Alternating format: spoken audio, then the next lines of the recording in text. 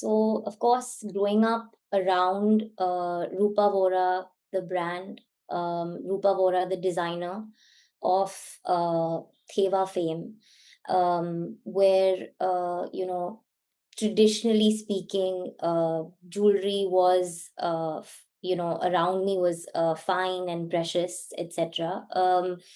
And of such high standard. Of course, it felt like attending jewelry school from a very young age, but without knowing it. Ended up imbibing so much, and then you only realize later everything that you have actually through your environment learned. So I think one of my biggest takeaways from having this absolute privilege is watching something come to life from scratch. Jewelry is beautiful in its finished form, and that's how we are used to receiving it. But there's so much that goes on behind the scenes. And I think to be able to see that from scratch, see an idea being born. As you know, she didn't actually have a foothold in the industry, and she made one for herself.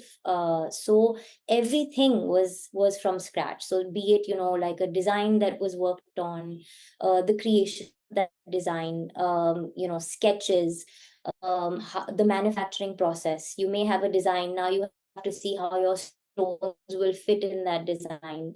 The production process, commercial viability, um, eventually, understanding the supply chain and many such other important aspects till the jewelry is finally presented to the client. I think that attention to detail gave me an early understanding of jewelry making from the start, as not just something that's beautiful, but also is deeply personal. And that stayed with me. However, at the same time, I have always felt a pull to carve my own space.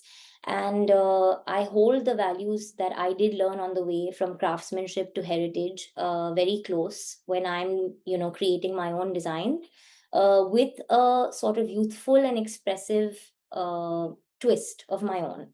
And color is one of the takeaways that I have had, since in the Rupa Vora House of Design, we use a lot of color. We work with a lot of carved gemstones. And so Bohemian has imbibed that in the fashion jewelry space. So it's my way of reflecting today's spirit while honoring where I still come from.